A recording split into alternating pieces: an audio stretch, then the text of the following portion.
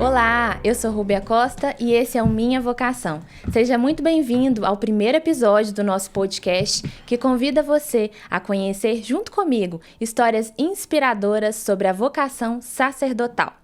Hoje o nosso convidado é o diácono Vitor Hugo Silva e é um prazer recebê-lo aqui conosco.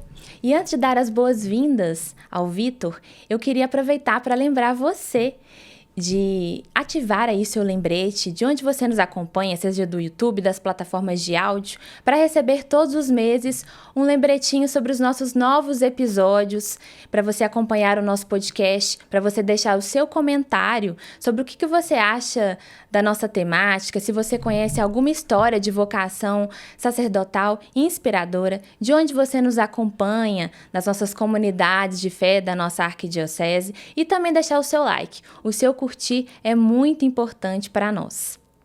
Bom, Vitor, bem-vindo ao nosso podcast Minha Vocação. É uma alegria recebê-lo aqui conosco, ter você aqui e muito obrigado por aceitar o convite. Obrigado, Rúbio, obrigado. Uma saudação a todos os ouvintes que nos acompanham. Não esqueça de dar o seu like aí, é muito importante. Isso mesmo. Para nós, me sinto muito privilegiado por esse convite e ao mesmo tempo desafiado a vencer a minha timidez e contar um pouquinho da minha história vocacional. Então, muito por legal. tudo isso, obrigado. Muito legal. Assim, vencer a timidez de todos nós. Todo mundo fica com um friozinho na barriga num primeiro episódio, numa estreia. E é bom também, né? Porque a gente lembra que a gente está vivo, que a gente está cheio de vontade de aprender, de ouvir boas histórias que nos inspiram. Bom, Vitor, para a gente quebrar aqui um pouquinho esse início que a gente fica mais ansioso, mais nervoso para as perguntas que virão, mas você vai ver que não tem nada demais, eu sou muito boazinha. Eu queria que você contasse para a gente um pouquinho, sem dar spoiler, assim, quem é o Vitor? O Vitor nasceu aonde? O Vitor é mais tímido, ele é mais extrovertido, ele gosta de esporte, gosta de música. Que você falasse um pouquinho de você.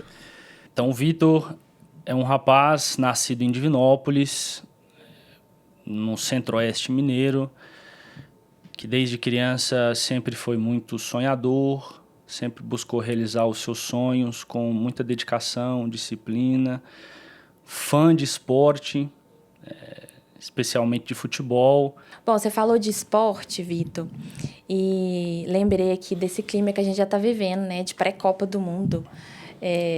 Você tá com a torcida, eu imagino que pro Brasil. Você aposta que o Brasil vai levar essa Copa? Torcida 100% no Brasil. Brasileiro, tenho memórias, inclusive, afetivas muito bonitas da Copa de 2002, quando criança. Foi a Copa do Japão e da Coreia. E me lembro com muito carinho do meu pai me acordando de madrugada para assistir aos Jogos do Brasil. Então, a torcida 100% no Brasil. E seremos campeões, se o bom Deus quiser. Coisa boa. É bom pra gente estar vendo que esse momento inicial para descontrair é sempre bacana, porque já dá uma desacelerada na gente e a gente dá início aqui ao nosso bate-papo. Bom, para conhecer agora um pouquinho da sua caminhada, trazendo o nosso tema do nosso podcast, eu queria que você contasse para a gente quando que você sentiu o chamado vocacional para ser padre. Sua família apoiou nesse processo? Quando eu tinha 8 anos de idade, eu ajudava na minha paróquia de origem, em Divinópolis, na paróquia São Cristóvão. E ali, como coroinha, após uma missa de domingo, eu procurei o padre, e muito emocionado com o momento da consagração, aquele momento que me tocou muito, mesmo quando criança. O procurei e disse para ele: padre, eu quero ser padre. E ele bateu na minha cabeça assim e disse: cresce primeiro, estuda e depois você me procura. Era uma criança, naturalmente foi uma resposta muito sábia. Inclusive deixo aqui um abraço ao saudoso padre Luiz Carlos Amorim, a quem eu tenho muito carinho e muita gratidão. E assim eu fiz. Cresci e naturalmente, não que eu esqueci desta minha intuição, mas outras coisas vieram, como é próprio da vida. Aos 15 anos comecei a ajudar num grupo de jovens, muito famoso lá de Divinópolis. E naquele contexto, o grupo de jovens estava iniciando um trabalho de uma casa, que acolheria pessoas com dependência química. E como era tudo inicial, o projeto muito bonito, mas passou por muitas dificuldades, eu procurei o padre Luiz Carlos para pedir ajuda, né? Tentar conseguir algum recurso financeiro ou material. E ele me recebeu muito cordialmente, conversamos, ele se dispôs a ajudar. E já terminando a conversa, ele diz assim: Vitor, você lembra quando você tinha 8 anos de idade e disse que queria ser padre? Eu olhei bem para ele e disse assim: Padre Luiz Carlos, não lembro, não me lembro. Mas você me disse que queria ser padre quando criança. E o curioso é que depois eu me lembrei, inclusive me lembrei até do dia. E aquela pergunta dele, daquele dia em diante, nunca mais saiu do meu coração. E aí, naturalmente, de forma muito sábia também, ele me disse que ele precisava de alguém para ajudá-lo ali mais proximamente, como um sacristão e serviços gerais. Então me convidou para trabalhar na paróquia São Cristóvão.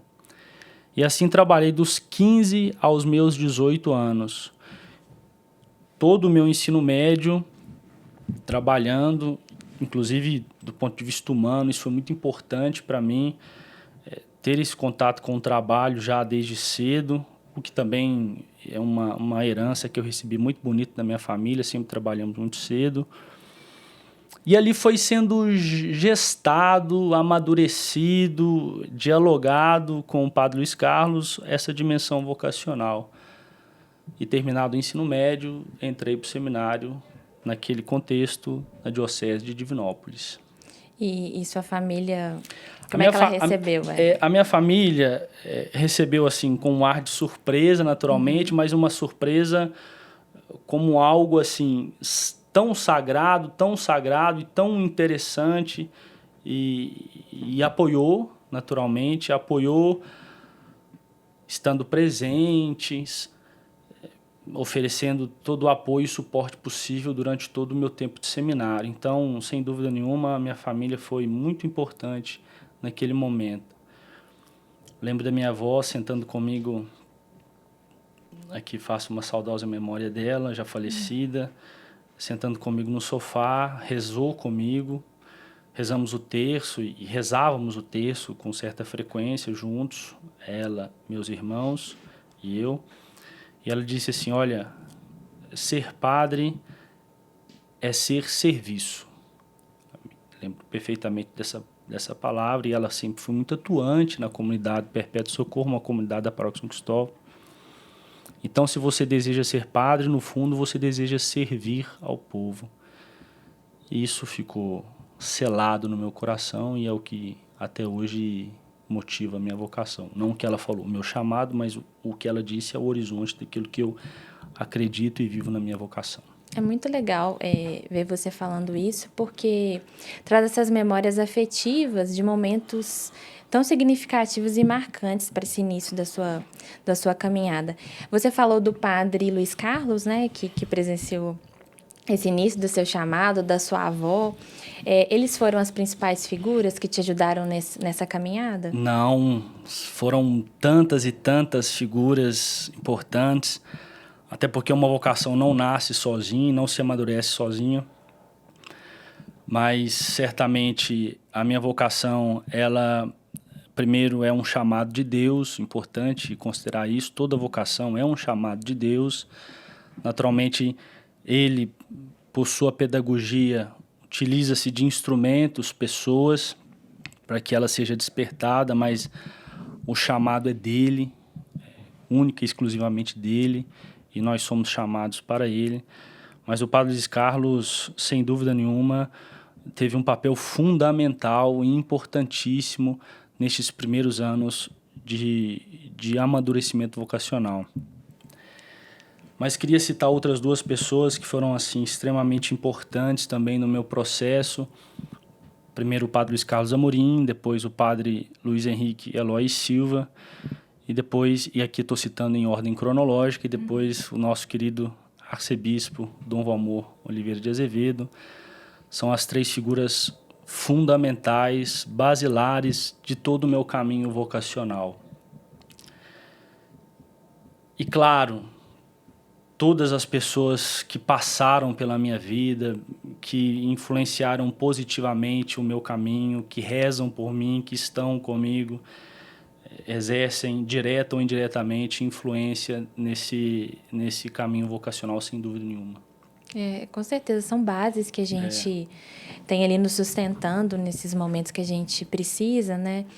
E falando desse caminhar, Vitor, eu pedi para a nossa produção colocar aqui algumas imagens que você partilhou com a gente da sua ordenação, mas antes da gente comentar, vou deixar elas aqui de fundo para a gente ilustrando, eu queria que você também falasse desse caminhar, a gente conversando um pouquinho antes, né, nos bastidores, você falou uma coisa que eu achei muito interessante, que a gente muitas vezes pensa que a vocação ela é algo linear, mas você falou comigo que não é dessa forma. Ela acontece muito de acordo com a história de vida de cada pessoa, com a bagagem que cada um carrega.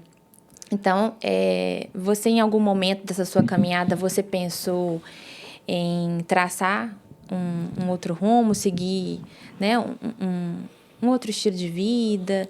E eu queria que você falasse sobre essa sua experiência.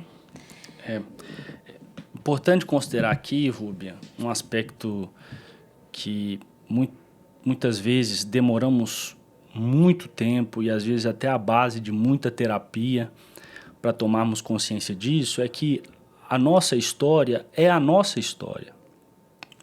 Não é a história do outro, não é a história do meu irmão, do meu primo, do meu amigo, é a minha história. E essa é a história que eu sou convidado e desafiado a assumir e assimilar, a interpretar sempre, no nosso caso, à luz de Deus, à luz da fé. Então, sem dúvida que a vocação ela é despertada e ela amadurece no contexto nosso, da nossa própria história e nas tensões que permeiam a nossa história.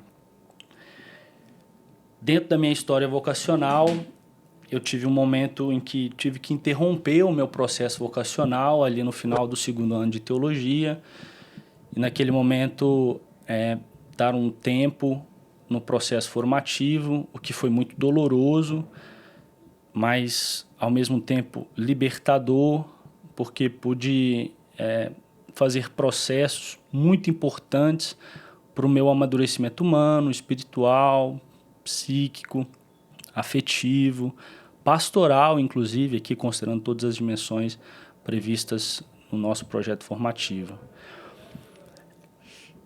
E com esse tempo vieram outros desafios e naturalmente ali fui obrigado a desenhar um outro caminho de vida.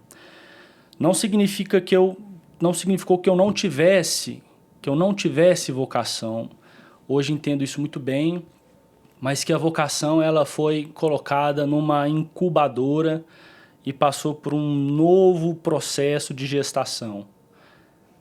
E que, curiosamente, levou 9 anos, proporcionalmente a uma gestação 9 meses, nesse caso 9 anos, para que eu novamente decidisse e retornasse ao meu discernimento vocacional.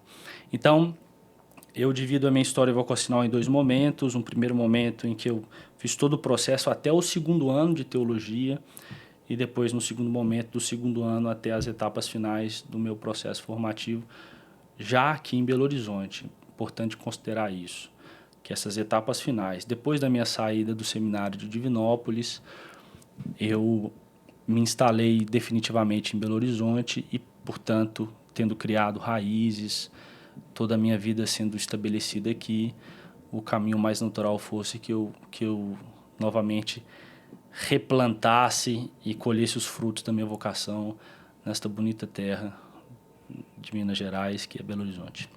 Esse horizonte nosso é muito bonito mesmo. Você falou desse processo, dessa gestação, da sua vocação. Depois desse amadurecimento, acho que a gente pode falar isso, que faz parte do nosso crescimento como ser humano. Qual que foi o start, assim, para você decidir voltar e reacender, não sei se é a palavra mais certa para usar, reacender essa vontade que você sentiu no seu coração de retomar com a sua vocação sacerdotal? Então, como eu disse, uma vocação ela nunca morre. Ela fica sempre ali, ela pode ser ressignificada, e quando ela não passa por um processo de ressignificação, ela fica sempre incubada em nosso coração. E a minha vocação seguiu essa perspectiva. E na profissão onde eu estava, eu tive uma situação muito difícil, e que essa situação me fez pensar e me colocou em confronto com aquilo que é o mais importante da nossa vida quando nós tomamos consciência profunda, que é o nosso tempo. Então, de fato, me perguntei com que eu quero gastar o meu tempo, as minhas energias, a minha inteligência, as minhas emoções, ou seja, tudo aquilo que me constitui, que foi dado como dom e presente de Deus, com que eu quero gastar esse tempo inteiro, totalmente doado, entregue, indiviso.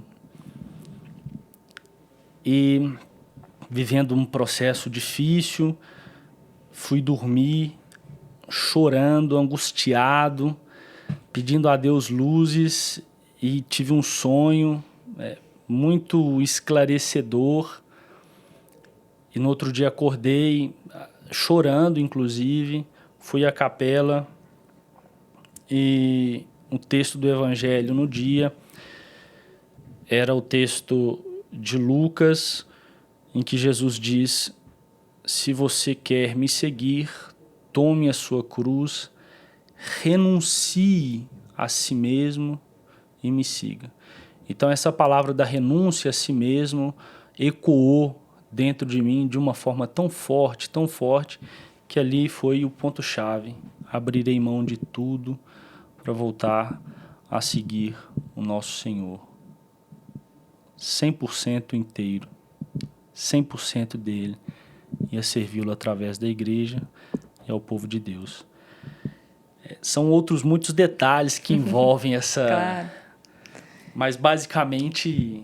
Mas acho que você trouxe aí, acho que o principal, essa sua fala sobre esse chamado que você sentiu nesse dia que você foi até a capela, leu a palavra. E é muito importante para quem vive os seus processos vocacionais e muitas vezes vive em angústias, o que é natural de todo o processo. Sim. É entender que qualquer dimensão vocacional, seja ela qual for, ela vai estar permeada pelas tensões da vida, né? Pela nossa realidade que a gente está inserido, concretamente inserido, pela nossa história. E a gente não pode abrir mão disso, porque se a gente abre mão desses elementos típicos e próprios da nossa história, a gente abre mão, inclusive, daquilo que é a nossa vocação. O desafio é sempre decantar e refinar esse chamado dentro da nossa própria história. É bonito. Com certeza. É bonito. E eu acho que nos lembra que a gente está vivo. Se a gente tira tudo isso, vivo, o que sobra? Parece que a gente virou uma espécie de robô ou está vivendo no automático. Como você falou, é bonito, né, esse tipo de sentimento, e a gente lembrar disso, desses processos que a vida traz para a gente. Agora, eu queria pedir à produção para colocar aqui de novo as fotos para a gente, para o Vitor contar para a gente sobre esse momento tão significativo para ele. Vitor, esse momento, então, é o momento da sua ordenação de diaconal, né, como diácono transitório. O que representa para você esse momento, esses registros? Representa o fim de um ciclo e o início de outros tantos ciclos. São fotos que foram tiradas de forma muito natural. Nesse momento é o momento em que nós fomos apresentados e o povo se levanta, bate palmas e nos acolhe. O Padre Luiz Henrique, meu mestre, professor, foi meu diretor espiritual durante muitos anos, e onde abriu um horizonte da minha vida espiritual em que eu sou muito grato. Trilhou caminhos muito difíceis comigo de forma muito leal, como um diretor espiritual deve ser, apontando aquilo que eu precisava melhorar, amadurecer, mostrando com muita sabedoria as minhas contradições internas, para que, tomando consciência delas, eu pudesse melhorar cada vez mais. É um grande exemplo para mim do ponto de vista intelectual, pastoral. Está o Dom José Otácio Oliveira Guedes, bispo auxiliar de Belo Horizonte, uma grata surpresa também, um homem que nos últimos tempos, com quem tenho tido interlocuções muito profundas e interessantes, um pastor, realmente um pastor, e que esse abraço sela e representa um abraço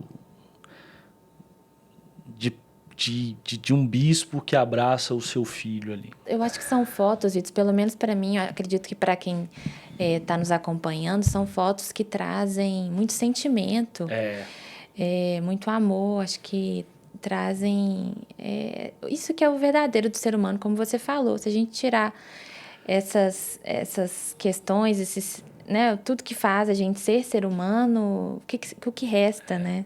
Aquela foto anterior, este é o meu avô, o senhor Geraldo Cândido. Homens como ele têm ficado raros. Homem forte, trabalhou muito para sustentar a família e construir uma família. E esse foi um abraço muito emocionante. O meu avô, junto com a minha avó, depois dos anos fora do seminário, a minha avó sempre me dizia: você precisa voltar para o seu caminho. O seu caminho é aquele. E eu, muito relutante a isto. E o meu avô, sempre que eu ia visitá-los, me dava essa dica: olha, a sua avó está rezando por você, a sua avó está rezando por você. E um homem que nós todos, eu e os meus irmãos, devemos muito. Tenho muito carinho pelo meu avô e, se preciso for, sou capaz de dar a minha vida por ele e por todos aqueles que de alguma forma representam cuidado e doação na minha vida.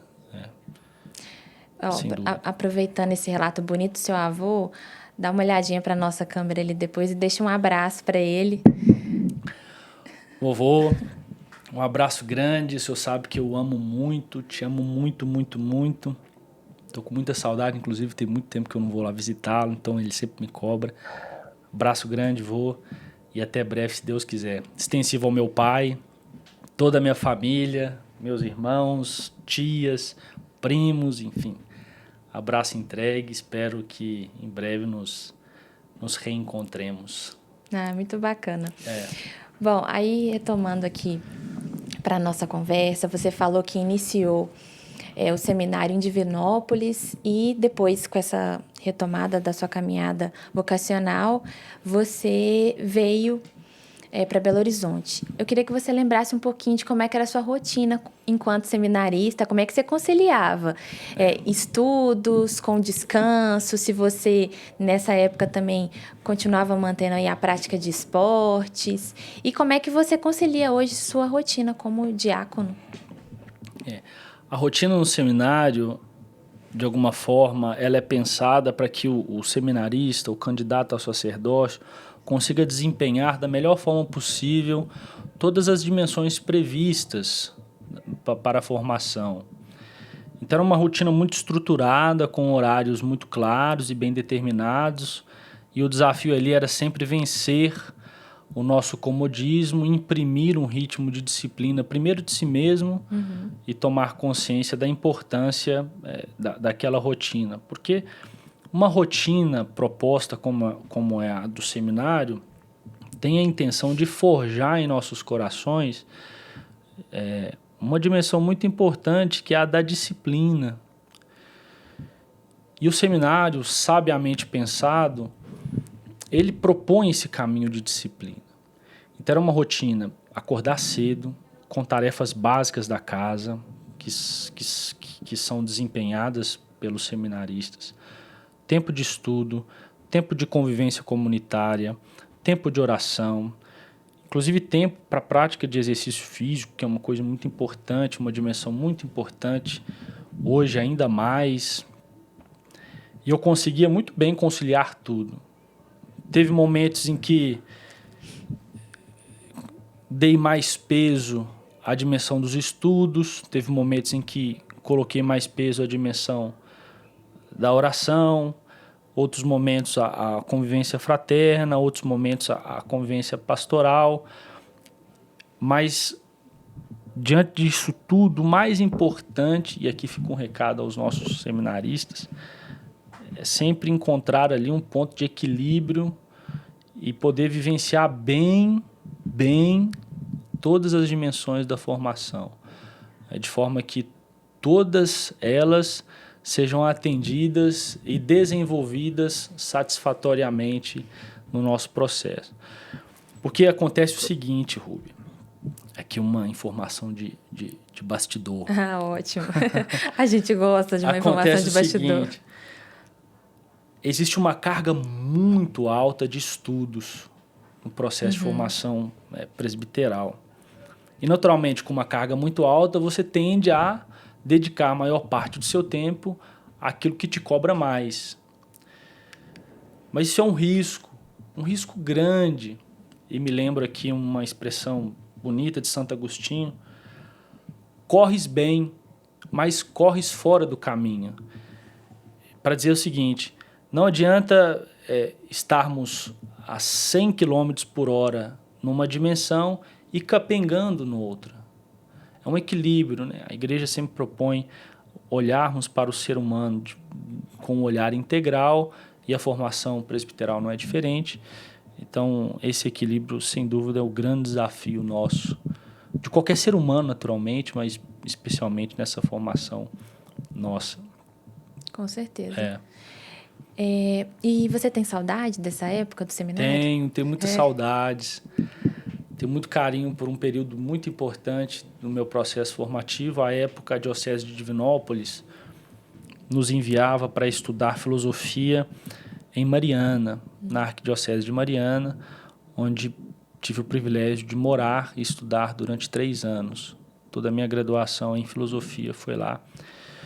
E foram os grandes anos áureos do meu processo formativo, porque a cidade tem a sua beleza, o conjunto da Arquidiocese de Mariana, com as suas nuances geográficas, econômicas, sociais, pastorais, nos proporcionou ali uma inserção muitíssimo interessante,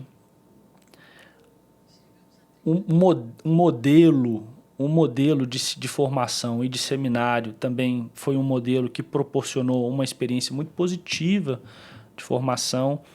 Então, tenho muito carinho por esse período da minha formação. Inclusive, aqui muita gratidão, registro publicamente a minha gratidão primeiro à Diocese de Divinópolis e depois a Diocese de Divinópolis por naquele tempo nos enviar a estudar lá, e depois a Arquidiocese de Mariana por nos ter recebido e ter proporcionado um momento muito importante. E aqui um detalhe de bastidor também. Olha, mais um. Hoje o Dom Edmar, né, nosso bispo auxiliar, à época padre Edmar, foi meu padre formador em Mariana. Olha, que legal. Ele foi meu diretor de casa lá da filosofia. E foi reencontrá-lo aqui, olha. Fui reencontrá-lo aqui na condição de bispo, mas naquele tempo pude ser formando dele. Então, tenho boas e bonitas memórias. Muito daquele bacana tempo. isso. E ainda nessa questão do seminário, mas agora trazendo para a sua ordenação, muita gente deve estar se perguntando, mas o que significa diácono transitório? Eu queria que você explicasse para a gente, também trouxesse um pouquinho do que é a sua rotina, das suas atividades na comunidade de fé. Então, o diaconato transitório, existem duas modalidades. Eu não vou entrar aqui em assuntos de teologia, porque senão vira aula. Existem duas modalidades de diaconato hoje aprovadas pela igreja. O diaconato permanente e o diaconato transitório, mas ambos são diáconos. O diácono transitório é aquele que recebeu o primeiro grau da ordem e é convidado ali a exercer de forma concreta a sua configuração a Cristo servo. O grande horizonte do diaconato é a dimensão do serviço. E tem sido uma experiência muito bonita. Atualmente tenho atuado na paróquia Mãe da Igreja, ali no bairro Vila Paris, e também com atuação na paróquia São Brás, no conjunto Vila Maria, onde tenho tido a oportunidade de exercer o meu diaconato. É um período que antecede a ordenação presbiteral. Como eu disse, temos o diaconato permanente, este é previsto para os homens casados, e o diaconato transitório. E é uma fase, e aqui para dizer de forma mais concreta, uma espécie de estágio concreto daquele candidato que vai abraçar inteiramente o segundo grau da ordem, que é o sacramento, que é a ordenação presbiteral, né? Tem sido bonito, tem sido significativo, tem sido desafiante, o contato com as dores das pessoas, encontrar Cristo naquele que sofre, levar Cristo àquele que sofre.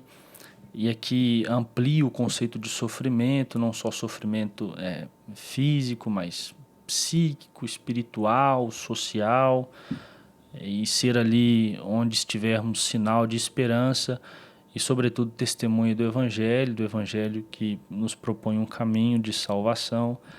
Tem sido uma experiência muito profunda e bonita desse momento do diaconato. É muito interessante, assim, ouvir direto, né, de vocês que estão vivenciando essa caminhada, como é essa experiência. Só para o pessoal entender um pouquinho, você falou dessa vivência pastoral, mas você, na paróquia e na comunidade, você realiza quais atividades? Certo. Eu vou dizer primeiro o que a gente não realiza. Uma resposta por exclusão, porque fora disso, podemos, de alguma forma, atuar em outras tantas frentes, né? Um diácono transitório e também um permanente, ele não celebra o sacramento da Eucaristia, naturalmente, ele é prerrogativa única e exclusivamente do sacerdote, do presbítero. Ele não ministra a unção dos enfermos e também não atende à confissão. Fora estes sacramentos, o diácono, portanto, pode assistir matrimônios, celebrar batizados, conferir bênçãos, atender pessoas, ouvir, acompanhar pastorais, enfim, tudo aquilo que é próprio da dinâmica de uma paróquia, de uma comunidade de fé. Então, ele só não pode fazer essas três coisas: celebrar missa, atender confissão e ministrar a unção dos enfermos. Então tem muito trabalho. Tem muito trabalho, mas é muito, muito, muito, muito trabalho, porque as pessoas buscam, e graças a Deus buscam, encontrar no ministro uma expressão muito bonita de Dom Valmor para iluminar e esclarecer o que é a vocação presbiteral, dizendo que o ministro é o vértice entre o mistério e o mundo. Então as pessoas buscam e enxergam em nós ali, sem dúvida, como pontes, nos enxergam como pontes deste mistério do amor de Deus e canais desta graça. Inclusive o Papa Leão, outro dia, falando acho que aos seminaristas e aos presbíteros, dizendo que nós devemos ser canais da graça e não filtros dela, para dizer que realmente somos instrumentos, ou devemos nos enxergar assim, instrumentos de Deus na Terra, no mundo. Palavras muito bonitas. Bonitas. Do Papa e de Dom Valmor. Bom, a gente falou aqui de muito trabalho, de uma rotina intensa que envolve também estudos, Vitor. Eu queria saber o que você faz para cuidar da sua saúde mental, o que você faz para desestressar, porque a gente vive nessa correria maluca de muitas atividades, agenda cheia. Você falou aí das suas diversas atividades e compromissos. O que você tem o costume de fazer para te ajudar nesse processo? Equilíbrio e dormir. Dormir é sempre bom. Dormir é importante, muito importante para não só do ponto de vista fisiológico, mas psíquico. Claro que eu não estou valorizando demais o sono, mas para dizer que o descanso é essencial. Num mundo como o nosso, se não dedicarmos tempo qualificado ao descanso, a nossa máquina pifará. E de nada adianta se ela pifar. Porque, como disse, citando Santo Agostinho, se a gente corre demais, mas corre fora do caminho, tudo aquilo que a gente tem construído para o bem das pessoas, da igreja, do anúncio do evangelho, acaba, de alguma forma, indo por água abaixo. Mas eu busco sempre o equilíbrio entre todas as dimensões, busco sempre o equilíbrio dentro de todas as dimensões da minha vida. Rezar é muito importante, né? Um momento para oração. Me alimentar bem, e depois uma qualificada atividade física, né? Eu gosto muito de correr, né? Tenho me dedicado nesse momento mais à corrida. E isso me ajuda a me equilibrar muito bem e a cuidar do meu corpo. Basicamente isso, Rúbia. Que já é muita coisa, né? Já é muita coisa dentro dessa nossa rotina, com tantos compromissos.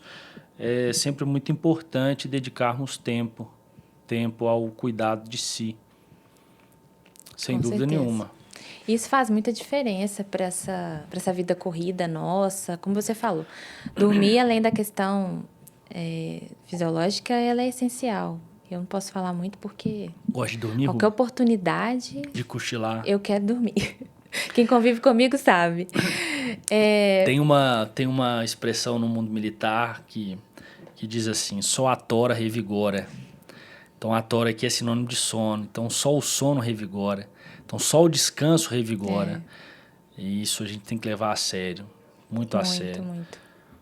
E aqui não é sinônimo de comodismo. Descansar. Existe um discurso até muito perverso de uma performance ou de uma alta performance que você sacrifica dimensões e questões essenciais, básicas e simples da nossa vida, como, por exemplo, o descanso. E que não vejo sentido sacrificar coisas básicas da vida em prol de uma narrativa de alta performance que não faz sentido nenhum, né? Ao contrário, provoca mais adoecimento psíquico, como tem acompanhado em alguns casos, do que realmente coloca a pessoa num projeto maior de si mesmo e de crescimento em todas as dimensões, né? Enfim. Com certeza. O que você falou aqui em vários pontos da entrevista, equilíbrio é tudo. Então a gente tem que saber equilibrar todos esses pontos para tentar seguir uma vida saudável e ter esse bem-estar que faz toda a diferença no nosso dia a dia. A gente já está caminhando aqui para o final da nossa conversa. Não é A conversa possível. tá boa, mas já está caminhando. Agora que eu aqueci, tá acabando? Antes do nosso quadro especial final, eu tenho uma última pergunta aqui para o Vitor. Ele já está refletindo aqui sobre as memórias, lá desde os 8 anos, passou pela adolescência, passou pelo seminário, outras vivências aí da vida adulta. Eu queria saber se você já pensa no futuro, se você pensa na sua vida como padre, quais expectativas para esse momento. Tenho vivido um dia de cada vez, tomado consciência da melhor forma possível do presente, daquilo que eu tenho vivido aqui e agora. Mas, naturalmente, como somos seres projetados também para o futuro, tenho, sim, construído um sentimento muito bonito para a minha vida futura como padre. E, ao mesmo tempo, é uma vida desconhecida para mim. Como padre, estaremos, e como diácono hoje, mas como padre essencialmente, estaremos inteiramente disponíveis àquilo que a igreja nos pedir.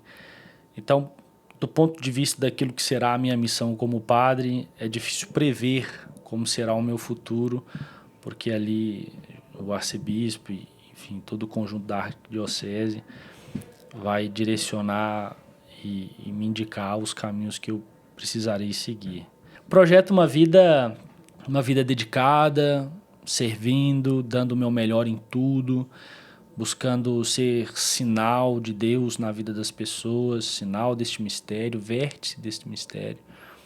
E, enfim, basicamente isso é o meu projeto de vida como padre: amar, servir bem e me dedicar da melhor forma possível ao anúncio do Evangelho. Então, você já está refletindo bastante sobre essa caminhada e que Deus abençoe muito essa nova etapa da sua vida. Amém, amém. Que seja de muitos frutos, de muitas alegrias para você. Amém, Rúbia. Obrigado.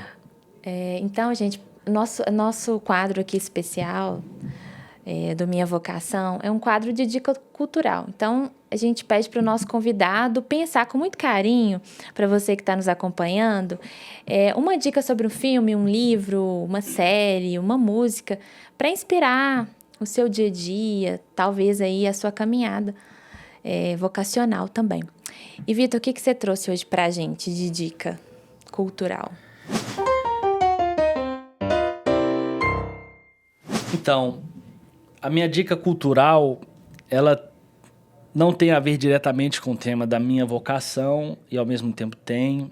É um livro que me tocou muito alguns anos atrás. Tem um detalhe da minha história, lá do início, que eu esqueci de contar, é que logo no final do ensino médio, no 3º ano, ali onde nós passamos por um momento decisivo da nossa escolha vocacional, eu sempre tive o desejo e o gosto pela diplomacia. Então, naquele contexto, eu fiquei muito na dúvida entre entrar para o seminário naquele momento ou fazer a faculdade de Relações Internacionais, que eu tinha 2 cursos em mente, ou aqui na PUC Minas, então viria para cá de qualquer forma, ou na UFMG.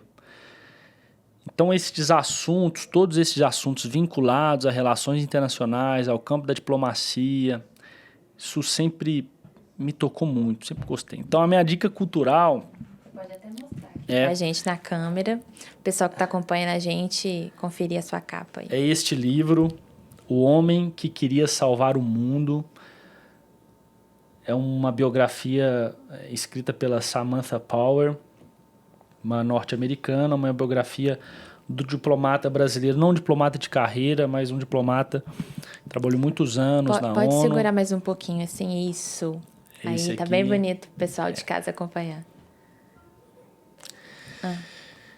Sérgio Vieira de Mello foi um diplomata que trabalhou muitos anos na ONU, inclusive depois do Kofi Annan, ele era o grande candidato a assumir a ONU, mas estava num hotel trabalhando naquele momento de transição na guerra do Iraque e sofreram um ataque bomba e acabou falecendo. Uma perda enorme para o nosso Brasil. E é um livro muito interessante porque ela conviveu com ele de perto e sabiamente consegue colocar os detalhes da vida dele e a forma como ele atuava em áreas e zonas de conflito. E é um título muito provocante, O Homem que Queria Salvar o Mundo, porque se pensarmos na pessoa de Jesus, que de fato salvou o mundo, este deve ser, no fundo, o nosso sentimento. Pelo menos é o sentimento que eu carrego no meu coração como diácono, se Deus quiser como padre, o desejo de querer salvar o mundo. Não pelas minhas próprias forças, porque isso é impossível, mas sempre sendo ali mediador da graça de Deus e fazendo com que, ajudando as pessoas a encontrarem e se encontrarem à luz desse amor, que é o amor de Deus.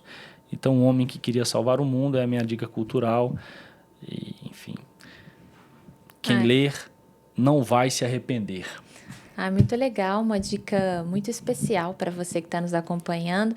E teremos mais dicas nos nossos próximos episódios.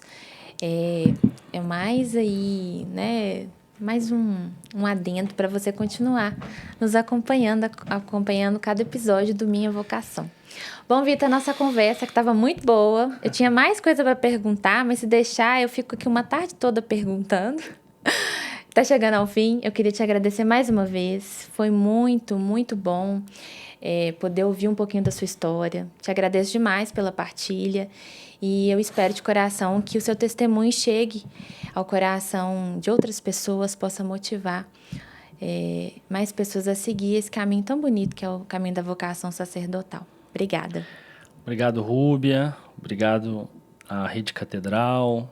Obrigado a todos os envolvidos nos bastidores. Foi realmente um momento muito especial para mim.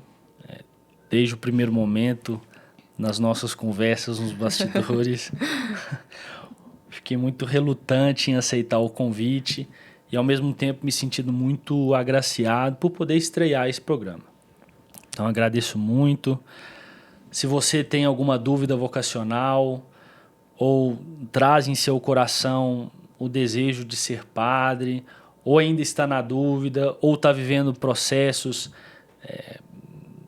direcionados a esse caminho, então, primeiramente, reze e peça a Deus sempre a sabedoria, o discernimento e, sobretudo, procure ajuda, procure pessoas para conversar, compartilhar a sua história, compartilhar os seus sentimentos, para que tudo isso seja amadurecido e vivenciado, porque a vida é tão curta e tão pequena para a gente não realizar os nossos sonhos e, de alguma forma, frutificar aquilo que é dom de Deus em nós. Obrigado, Rúbia, mais uma vez, e Deus abençoe a todos. Muita saúde e muita paz. Obrigada mais uma vez. Você tirou de letra. Não. Nem pareceu que estava nervoso ou tão ansioso para a conversa. Foi muito bom. Obrigado. Obrigada, viu? Obrigado, Até uma Rúbia. próxima. Deus abençoe muito. Amém, a nós. Até a próxima, pessoal.